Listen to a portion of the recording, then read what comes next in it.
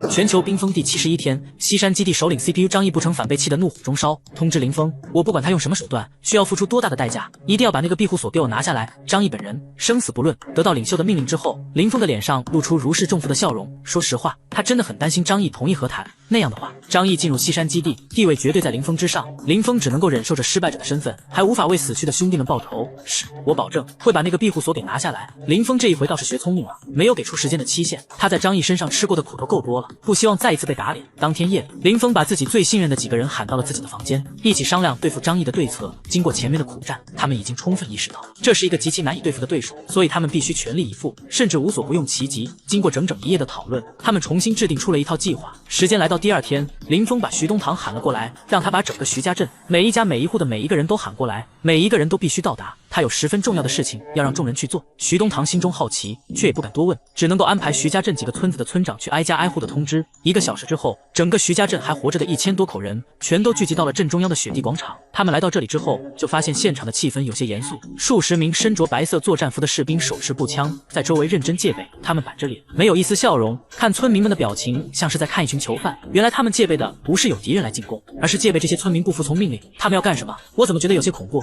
胆小的村民们小声议论着。我胆子小，可别吓我啊！他们提出的要求我们都满足了，应该不会伤害我们吧？别多想，不会有那种事情的。有人吓了一跳，赶紧制止那个人继续说话，因为那人再说下去，其他人就得吓死了。大家心里面泛着嘀咕，十分的紧张。林峰站在最前面，背着双手站在一座高台上，俯视着所有人。他让各村的村长一个个确认，务必保证所有人全部到齐。等到确认整个徐家镇的人都到齐了，他才拿起一个扩音器喊话：徐家镇的村民们，你们也都知道，我们来到这里是帮助你们大家的。就在江的对岸，有一个杀人无数的恶魔叫张毅，这个人极其残忍，杀害了徐东村上百口人，简直是罄竹难书。我们为了诛灭此僚，现在需要大家配合我们的工作。从现在开始，每个人都要把手机、电脑等一切通讯工具上交过来，这是为了保证我们的作战计划不会泄露。等到什么时候消灭了张毅，我们会将这些东西原封不动的还回去。说完，林峰看向徐东堂和各村的村长：各位，这件事情就麻烦你们了，所有人的通讯设备必须收上来，一旦发现有任何私藏的行为，一律以通敌的罪行来处理。我希望大家不要搞小动作，万一误会了可不好。等到没收完了所有人的设备，林峰又开始布置下面的任务，要求徐家镇的所有人进入战时状态，协助他们对张毅的庇护所进行攻击。希望大家能够配合我们的工作，这也是为了你们自己的安全考虑。只要除掉张毅这个杀人魔头，你们的明天才会变得幸福。所有村民听得一片茫然，心里面害怕极了。这不会是要让我们去进攻张毅的庇护所吧？我可不想去，之前死了那么多的人，我们只是一群种地打鱼的，拿什么去跟人家斗？就是啊，有你们这些职业军人在，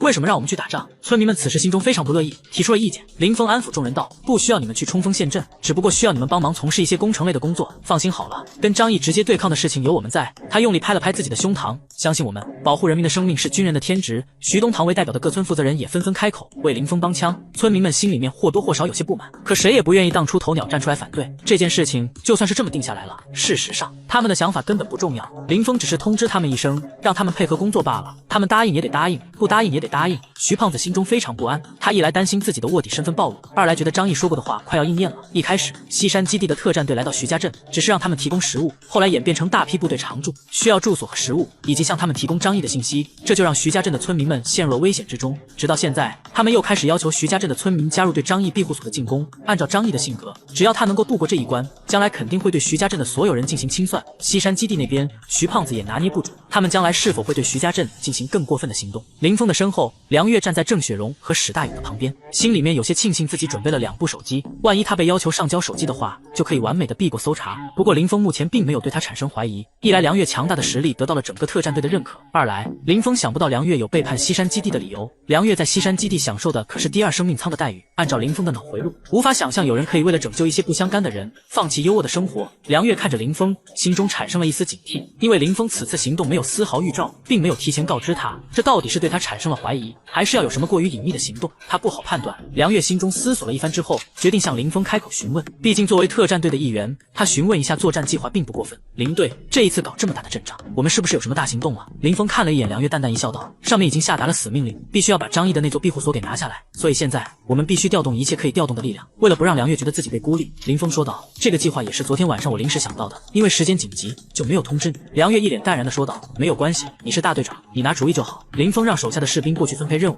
然后自己叫上梁月、郑雪荣等几人来到了屋子里，他把自己的计划告诉了几名队长级的人物。至于特战队的几名智囊则是早就知道，我们现在对庇护所进行了几次尝试性攻击，虽然损失很大，但是也基本上弄清楚了张毅的能力是什么。枪械、火箭筒等弹道武器不能使用，会被吸收并且反弹回来，但是他的攻击手段有限，只能够通过狙击枪进攻，却不敢从庇护所里面出来。所以我的打算是咱们几个人使用异能，从他庇护所的射击死角连续不断的进行攻击。林峰指着庇护所的3D 模型说道，这座庇护所很大，并不是每一面都开了窗户，所以有许多射击死角。我的计划就是，接下来我们几个人轮流登场，用异能展开对庇护所的攻击。史大勇和郑雪荣一脸淡然的模样，显然他们早就知道了。这些话其实都是说给梁月听的。梁月听林峰说完之后，眉头微微皱了起来。就只是这样，恐怕没那么简单吧？他淡淡的说道。虽然利用异能进攻可以产生效果，但是哪怕我们4个人轮流上，怕是也得花费1年半载才有成效。我不觉得基地那边可以让我们再次耗费如此多的时间，更何况如果只是让我们动手，那你又为何调动那么多的村民？林峰闻言，顿时笑着点了点头。梁老师，你果然很聪明，不愧是教书育人的。梁月抱着胳膊，淡淡道：“不好意思，我是体育老师。”林峰摆了摆手，不管你是什么老师吧，总之你说的没有问题。而实际上，我们表面上的进攻只是为了吸引张毅的视线，是诱饵。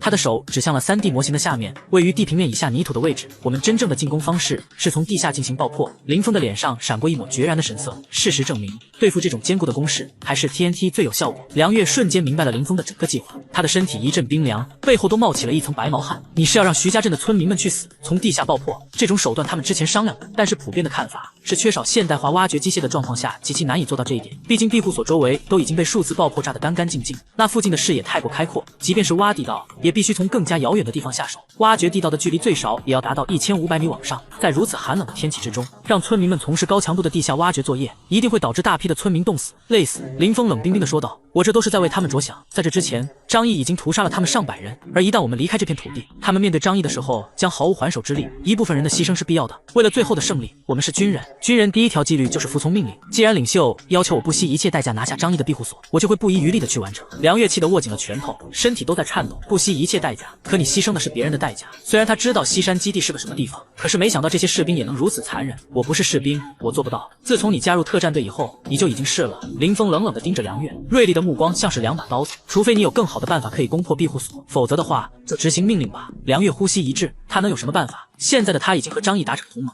巴不得这庇护所不会被攻陷。可是，难道他就只能眼睁睁地看着徐家镇的村民们被派去送死吗？梁月的眼睛里满是悲愤，他的正义感让他无法忍受这样的事。可他也清楚自己的反抗是徒劳的。虽然他和林峰没有交过手，但是按照其他队长及艺人对林峰的态度和传闻判断，林峰的实力强得可怕，他几乎没有胜算。其次，这里还有其他2位强大的艺人以及数十名精锐战士，一旦动手，就等于是自寻死路。林峰笑道：“放心，我们都计划好了。整个徐家镇那么多人，挖掘地道让他们轮流值班，保证大家都不会太过劳累。”梁月缓缓吸了口气，然后轻轻吐出来：“你们自己安排好了，但是我希望你们能够以人为本，尽量不要让他们因为过度操劳而死亡。不死人是不可能的。一开始挖掘还好，可是随着挖掘进度的提升，缺氧、疲惫、极寒等问题，一定会让不少人死在地道里。”梁月心中暗暗想到，回头把这个消息通知张毅吧，如果他能够提前破坏掉地道，就可以阻止林峰的计划。梁月抱着唐刀离开了林峰的屋子，他不想继续待在这里，否则他怕自己会冲动。梁月加快了脚步，朝着自己的房子走去。林峰防了徐家镇的所有人，包括徐胖子，但是他唯独没有想到特战队中出了奸细。毕竟梁月进入西山基地的时候，他的个人资料已经被调查得清清楚楚，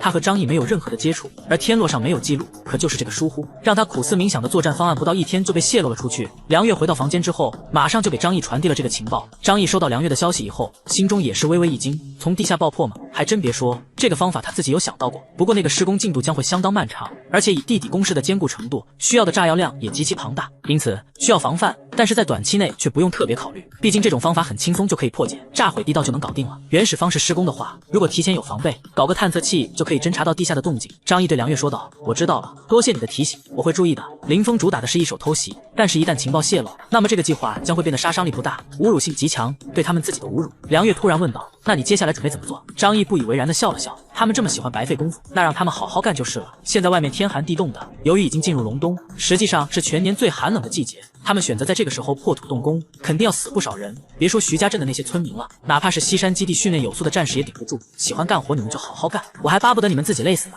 张毅的心中产生了一个充满恶趣味的想法，那就是先让他们挖掘到1多半，等到靠近庇护所300米以外，再动手把地道炸毁。到时候特战队和徐家镇村民脸上的表情一定会变得特别有趣吧。张毅沉浸在自己美妙的计划当中，可是梁月听完之后却焦急地说道：“不行啊，他们并不是自己动手，而是让徐家镇的村民去挖地道。这样一来，即便是牺牲，死去的也是那些无辜的村民。张毅，你最好还是尽快动手，避免让无辜的人牺牲。张毅对梁月的话嗤之以鼻。他虽然承认梁月是一个心地善良的人，不过梁月根本不清楚他与徐家镇的恩怨。之前徐家镇对庇护所的进攻不谈，只说后来那些人选择为西山基地的士兵提供援助，就已经站在了他的对立面。张毅巴不得那些人遭报应死掉的，眼睁睁看着他们被逼迫着劳动，然后悲惨的死在地道里面，才是张毅最渴望见到的结局。张毅懒洋洋地对梁月说道：“梁老师，你说的对，可是如果我迅速摧毁他们的地道，那岂不是等同于暴露了你吗？你都说了，徐家镇的所有人都被收缴了通讯设备，只有你和西山基地的特战队有能力对外联系，所以一旦事情败露，他们肯定第一时间就会怀疑到你的头上。我不能为了那些村民的性命而牺牲掉你啊！”张毅抱着胳膊，脸上是戏谑的笑容。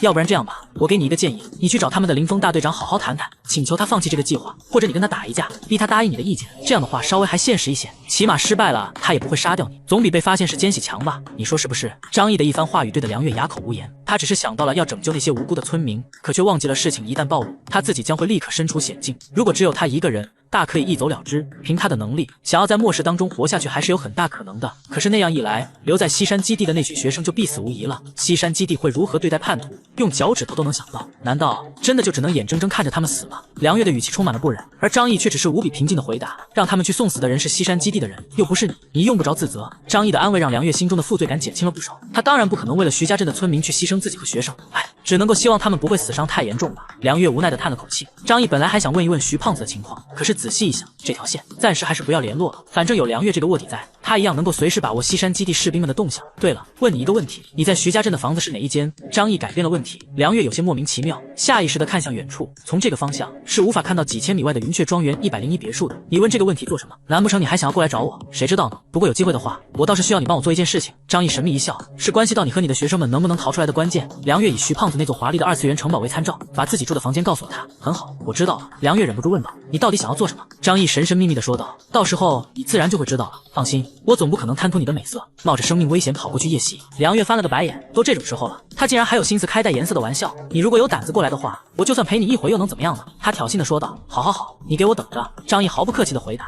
他对这种要求向来都是来者不拒的。